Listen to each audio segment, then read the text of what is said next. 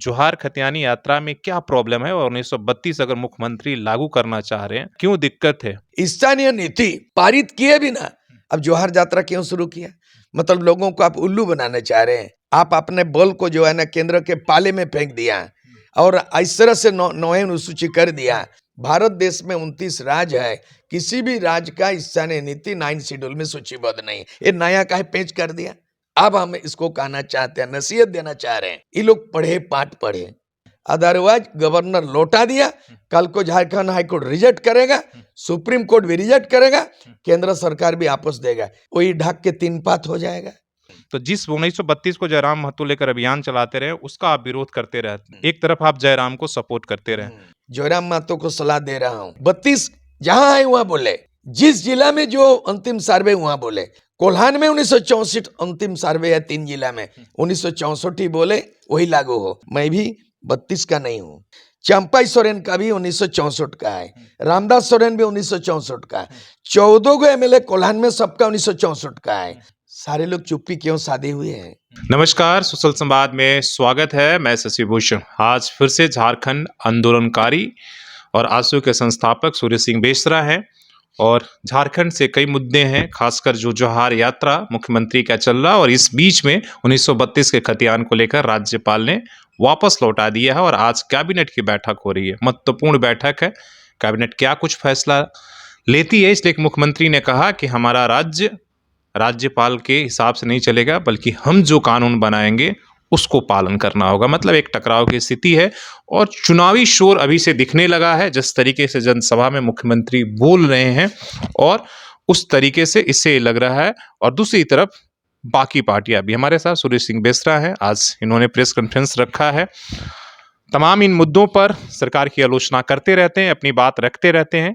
पूछना है कि फिर 1932 अब राज्यपाल ने लौटा दिया है तो आगे का रास्ता क्या है और इनका क्या विचार है। जो जोहार खतियानी यात्रा चल रहा है उससे क्या जो आदिवासी समाज है, जो मूलवासी है, जो झारखंड वासी है, उनका क्या सोचना है, वो कितना इस यात्रा या इस खतियान के बाद खुश है।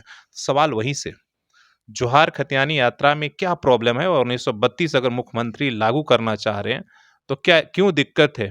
आप सब क्यों नहीं सपोर्ट कर रहे हैं, क्यों खिलाफ में बोल रहे हैं? इसलिए कि आप सब तो झारखंड के अपने आप को निर्माता बोलते हैं, आंदोलनकारी बोलते हैं। मैं किसी की खिलाफत नहीं करता हूँ, मैं संविधान का वकालत करता हूँ, किसी का खिलाफत नहीं करता हूँ, मैं संविधान का वकालत करता हूँ। मैं वकील नहीं हूँ, अदालत में वकालत नहीं करता हूँ। इसी में मैं आगे शुरू करता हूँ। जब मैंने देखा 1932 का मामला एक बहुत पॉपुलर स्लोगन था। एक समय हो सकता है कि हमारे कोल्हान में भी 1932 बोल रहा था, लेकिन जब 32 की खतियान के मामला में आंदोलन भी चला, जब विधेयक बनाने की बात हुई, और उस समय ऐसा लगा कि डंके के चोट पे 2022 के बजट सत्र में 1 महीना चला और 1 महीना तक जो है ना सड़क में संग्राम होते गया और विधानसभा के अंदर में पार्टी के पक्ष विपक्ष लोग खतियान को लेके हंगामा चलते रहा।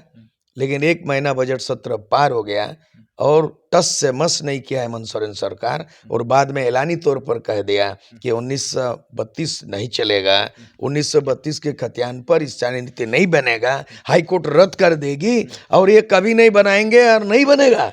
इसके बावजूद भी हड़बड़ी में गड़बड़ी करके 32 का ही खतियान को स्थानीय नीति बना दिया, और बना तो दिया, उसमें कई तरह के पेंच लगा दिया। उस पेंच में देखते हुए महामुहिम राज्यपाल लौटा दिया। अब राजनीति हो रही है, एक तरफ खतियानी जोहार यात्रा शुरू कर दिया झारखंड में, और आपने उसको प्रोविजन कर दिया उस खतियानी में कि ये 32 के खतियान का विधेयक पारित होने के बाद, विधानसभा से पारित होने के बाद राज्यपाल के द्वारा केंद्र सरकार को भेजी जाएगी और लोकसभा में ये बहुमत से पारित होगी, संविधान में 9वीं अनुसूची में सूचीबद्ध होगा, तभी ये मान्य होगा, लागू माना जाएगा।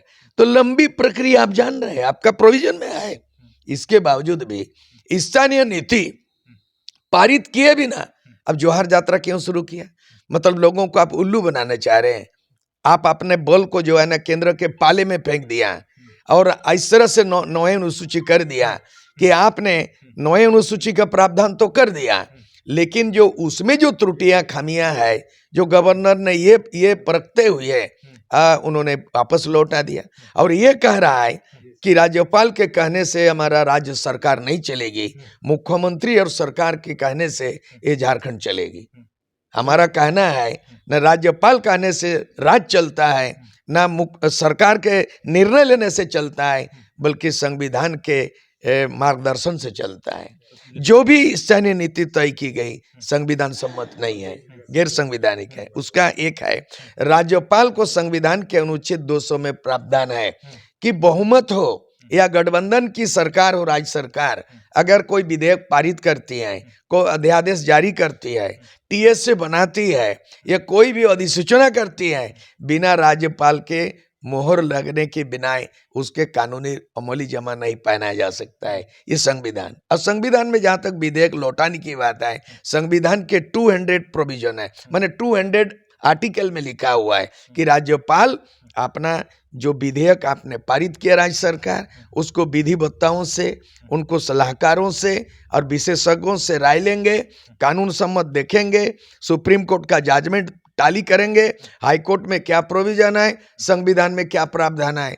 अगर कानून सम्मत है तो या तो उसको मोहर लगा देगी, और नहीं तो अगर मामला केंद्र के अधीन है तो राष्ट्रपति को वहां अनुशंसा करके भेज देगी, नहीं तो राज्यपाल लौटा सकते हैं। तो संविधान प्रावधान ये तो सारी प्रक्रिया होगी, लेकिन आप इसमें मुख्यमंत्री को जो करना चाहते हैं, जो कर रहे हैं, उनकी क्या आप देख रहे हैं? वो क्यों इस तरह का स्टैंड ले रहे हैं, वो जानते हुए भी उनकी राजनीति आप किस तरीके से देखते हैं? मैं आलोचना इसलिए कर रहा हूँ कि राज्य सरकार अवहेलना कर रही है, मैं इसलिए आलोचना कर रहा नहीं, हूँ। मुख्यमंत्री के स्टैंड को आप किस तरीके से देख रहे हैं? उसकी उनकी क्या उसमें राजनीति, जिस तरह का उन्होंने स्टैंड अभी लिया है? बिल्कुल इस राज्य में उनकी कोई राजनीति नहीं, परिपक्वता का अभाव है, दूरदर्शिता का अभाव है, उनको मार्गदर्शन का अभाव है। दूरदर्शिता पारदर्शिता बिल्कुल नहीं है। कोई भी कानून बनता है, स्थानीय नीति क्यों बनता है? नियोजन नीति अलग है, आरक्षण नीति अलग है। मैं उसको परिभाषित करूं, मेरा बात माने ना माने, संविधान पढ़ने का सलाह देता हूं, मुख्यमंत्री को, राज्य सरकार को, मंत्रियों को नसीहत देना चाहता हूं। नियोजन नीति संविधान के 309 में प्रावधान है, उसमें लिखा गया है संविधान के अनुच्छेद 309 में कि राज्य सरकार राज्य के किसी भी वर्गों के लिए नियोजन नीति बना सकते हैं। वो धारा क्या है? 309 है। ये हो गया। आरक्षण नीति सरकार को दिया गया है कि राज्य सरकार संविधान के अनुच्छेद 340 में पिछड़ों को, अनुच्छेद 341 में उसमें शेड्यूल ट्राइब, शेड्यूल कास्ट को, और 342 उसमें एसटी को, आदिवासी को, 3 कैटेगरी का आरक्षण नीति राज्य सरकार बना सकते हैं। दूसरी बात है कि किसी भी राज्य के लिए स्थानीय नीति बना सकते हैं, उसके लिए संविधान के आर्टिकल 16 उपखंड 3 में है। तो ये जो बनाया गया, ये उपखंड, ये 9 शेड्यूल में भेज दिया। ये स्थानीय नीति जितने भी 9 शेड्यूल में बना, किसी भी राज्य का, भारत देश में 29 राज्य है, किसी भी राज्य का स्थानीय नीति 9 शेड्यूल में सूचीबद्ध नहीं। ये नया काहे पेश कर दिया? ये जानते हुए कि अज्ञानता में, जानकारी की कमी के चलते, तो इसीलिए राज्यपाल ने इसको हटा दिया। अब हम इसको कहना चाहते हैं, नसीहत देना चाह रहे हैं, ये लोग पढ़े, पाठ पढ़े। या मुख्य सचिव से लेके कार्मिक सचिव को मैंने प्राइवेट बिल बना के मैं दे दिया। कार्मिक सचिव कौन है? वंदना डाडेल, मैं उसको दे दिया। मुख्य सचिव कौन है सरकार के? ना वो सुखदेव सिंह है, मैं उसको दे दिया। और गृह सचिव काम मुख्यमंत्री के प्रधान सचिव वरुण, क्या राजीव वरुण का है, मैं उनको दे दिया। बंधु तिर्की के थ्रू मैं उनको मुख्यमंत्री तक चला गया। इसमें नियम है, एक बिल सरकार लाती है और विपक्ष उसमें कटाक्ष करती है। संविधान में अभी प्रावधान है कि सरकार के अलावा कोई भी एक विधायक, कोई भी एक विधायक एक निजी विधेयक ला सकते हैं। एक प्रस्ताव देंगे और समर्थन के लिए एक विधायक का जरूरत है, और सदन के पटल पर रखा जा सकता है। किसी के दिमाग में घुसा ही नहीं। मेरा आज भी परखा जाए, मैंने सुप्रीम कोर्ट का 2002 में सुप्रीम कोर्ट में स्थानीय नीति पे जजमेंट दिया है, ठीक है, मैं उसको भी हवाले दिया। दूसरी बात है, आंध्र प्रदेश में आर्टिकल 371D में प्रोविजन है, उसमें A to Z state cadre को 100% नौकरी देने का स्थानीय नीति बना लिया है, दिया। तो आंध्र प्रदेश मॉडल हो सकता है, मॉडल हो सकता है, वो होना चाहिए। आरक्षण नीति 69% आंध्र प्रदेश के लिए, जो 50% से अधिक है, वो मॉडल बन सकता है। इन्होंने दोनों ही मॉडल अवमानना किया है, मैंने अवलंबन नहीं किया, अनुसरण नहीं किया है, तो मैंने त्रुटि है। मेरा सवाल है कि जिस 1932 का आप यहाँ कोल्हान में विरोध कर रहे हैं और जिस जयराम महतो का आप लगातार एक ही मंच पर दोनों आप एक इन मुद्दों को लेकर आंदोलन भी चला रहा, तो जिस 1932 को जयराम महतो लेकर अभियान चलाते रहे उसका आप विरोध करते रहे, एक तरफ आप जयराम को सपोर्ट करते रहे, तो फिर कैसे, मतलब एक कंट्राडिक्टी नहीं है कि वो 1932 को सपोर्ट लेकर अभियान अभी भी चला रहे हैं और आप जो है 1932 को कोल्हान में या तमाम जगह आप बोल रहे हैं कि 32 नहीं लागू होना चाहिए। मैं तो आप बार इसको बार कैसे देख रहे हैं? क्या मैं इस मुद्दे पर आप जयराम महतो से बात नहीं हुई आपकी? बात हुई है, बात होती है, मैं सलाहकार हूँ, मार्गदर्शक हूँ। जयराम महतो जो उस भीड़ में नौजवानों के इस माने उस तादाद में उस संगठनिक मैंने जो समूह है, उस समूह का नौजवानों की एक आवाज बनकर उभरा है। और जयराम महतो एक व्यक्तित्व जरूर है, नेतृत्व जरूर है, लेकिन जो समूह है वो बड़ा अहमियत रखता है, युवा शक्ति अहमियत रखता है, उनको मार्गदर्शन देने का मैं काम कर रहा हूँ। आपने 32 में मार्गदर्शन नहीं दिया? नहीं दिया हूँ, 32 का बोकारो में है अभी भी, लेकिन वो बात वही कर रहे हैं। इधर मैं सलाह दे रहा हूँ कि इधर जयराम महतो आवे, लेकिन इधर 1932 ना बोले, क्योंकि कल हम लोग चिंतन मंथन किया सीकेपी में, 3 जिला आते हैं।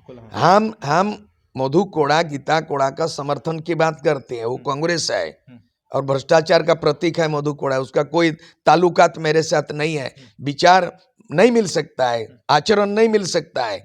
वो जरूर इस बात को भी विरोध किया है, मांगा है कि कोल्हान में 1964 है, 32 नहीं है। हकीकत में है, मैं भी 32 का नहीं हूँ, 1932 का त्यान मेरा भी बाप दादे का नहीं है।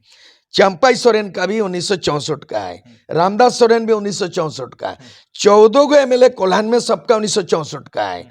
यहाँ विद्युत बोरन महतो एमपी है जमशेदपुर, उनका भी 64 का है।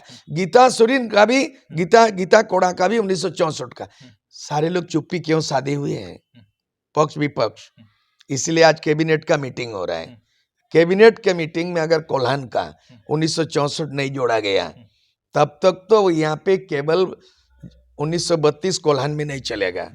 जयराम महतो को सलाह दे रहा हूँ सार्वजनिक तौर पर, सोशल मीडिया में, कि 32 का जीत छोड़ दे। नहीं, 32 जहां है वहां बोले, जिस जिला में जो अंतिम सर्वे वहां बोले।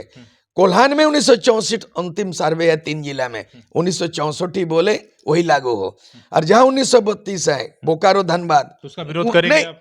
अरे बाबा रे, 1932 विरोध और 64 का समर्थन नहीं है। हर एक जिला में अलग अलग अंतिम सर्वे है, इस हकीकत को जानना होगा। 1964 पूर्वी सिंहभूम, पश्चिम सिंहभूम, सरायकेला है 1964, 32 का ही नहीं है। यह किसी का नहीं चलेगा, ना हेमंत सोरेन का चलेगा, ना मेरा, ना जयराम का। जयराम वो बोले, मैं भी वही बोलूं, धनबाद और बोकारो में 1932 में अंतिम सर्वे, उनका आंदोलन, जयराम का जो हुजूम, जयराम का जो तादाद, जो भीड़ इकट्ठा हुआ, जो आंदोलन शुरू हुआ 1932 का, कहां से? कोयलांचल से, धनबाद से, बोकारो से। मतलब कोयलांचल में 1932 फाइनल हुआ, कोयलांचल में, और कोल्हान में 1964। मेरा यही सलाह है सबको, पूरे झारखंड के आदिवासी मूलवासी को, अलग अलग जिलों में अलग अलग सर्वे सेटलमेंट हुआ है। और ये जो है ना, सबको लेके हेमंत सोरेन नहीं चला, फेल हो चुका है। आज कैबिनेट में इसका अमेंडमेंट होना चाहिए, इसमें 32 भी जिक्र हो, 1932 भी, 1964 भी, और पलामू तरफ 1973 भी, और हजारीबाग गढ़वा में 1985 भी। ये तब को होगा, तब समाहित होगा, तब मानक होगा, सर्वमान्य होगा, और तब जो हाईकोर्ट में टिकेगा। अदरवाइज गवर्नर लौटा दिया, कल को झारखंड हाईकोर्ट रिजेक्ट करेगा, सुप्रीम कोर्ट भी रिजेक्ट करेगा, केंद्र सरकार भी आपस देगा, तो वही ढक के 3 पात हो जाएगा।